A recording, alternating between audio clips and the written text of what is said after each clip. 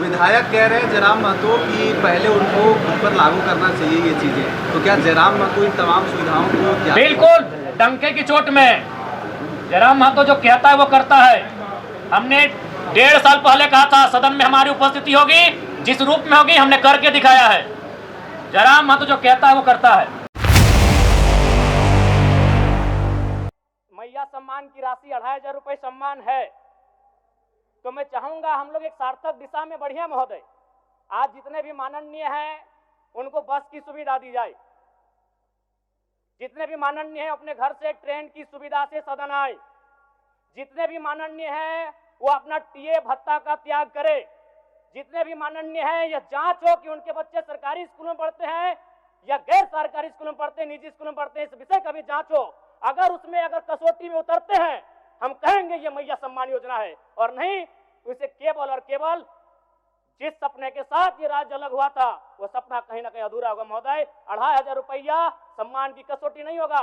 सम्मान तभी होता है जब समानता से आता है, समानता है तभी सम्मान है। अगर समानता नहीं है महोदय तो किस सम्मान की आप बात करते हैं? माननीय बैठेंगे और सुबह को उनको बस की सुविधा हो और फिर वो आएंगे। आप टीए लेंगे, आप यहाँ दिन में 100 रुपये का रसगुल्ला और हलवा खाएंगे और 18,000 रुपये का महिमा मंडल हो रहा है।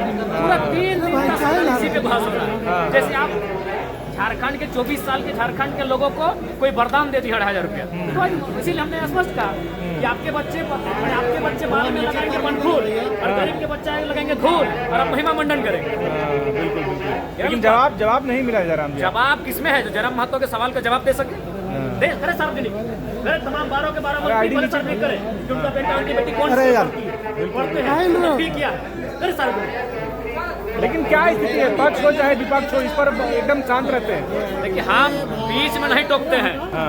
हम पक्ष क्या बोल रहा है विपक्ष क्या बोल रहा है हम सब सुनते हैं, और जब हम बोलते हैं तो सदन सुनता है।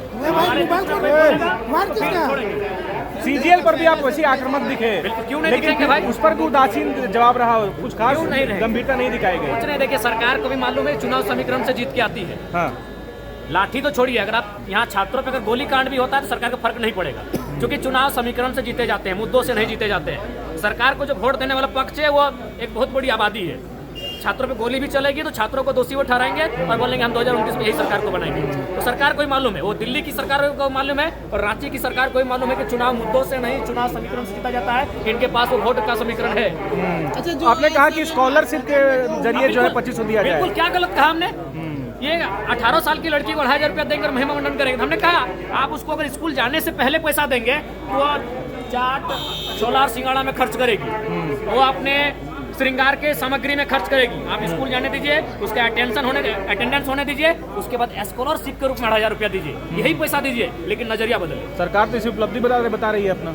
उपलब्धि है कि क्या है वो जैसे जैसे दिन बीतेगा पता चलेगा। आपने बैंक का भी कुछ उठाया था मामला यहाँ के बैंकों से? आधों को तो मालूम ही नहीं चला कि हम कौन सा मुद्दा उठाए, इसीलिए बोल रहे थे मैक्सिमम पढ़े लिखे छात्र मैंने विधायकों को भेजिए। आधों को मालूम है नहीं कि हमने कौन सा मामला। सीडी रेशियो क्या आपने बात सीडी रेशियो क्या है इनको आधों को मालूम नहीं। क्रेडिट रेशियो, हाँ बिल्कुल क्या है थोड़ा बताइए जरा। देखिए वो रेशियो वो मामला ये है क्रेडिट एंड डिपॉजिट। बिल्कुल। उसका मतलब है कि हमारे राज्य की जो बैंक हैं वो बहुत ज्यादा पैसा पड़ोसी राज्य के बैंकों को ट्रांसफर करती है, और क्या होता है हमारे राज्य के लोग ग्रसित हैं, शोषित हैं, और सबसे मजेदार बात मुख्यमंत्री उनके अध्यक्ष होते हैं। तो भाई उन पैसों को अगर आप अपने पास रखेंगे तो आप युवाओं को लोन दीजिए, आप किसानों को लोन दीजिए, आप महिलाओं को लोन दीजिए और उनको आत्मनिर्भर बनाइए। और आरबीआई का गाइडलाइन कहता है कि 70% तक होना चाहिए। झारखंड का 36% है, बाकी जो स्टेट है वो 100% के आसपास है। तो आप तुलनात्मक अध्ययन में देखिए कि आप कितने पीछे हैं इन विषयों में।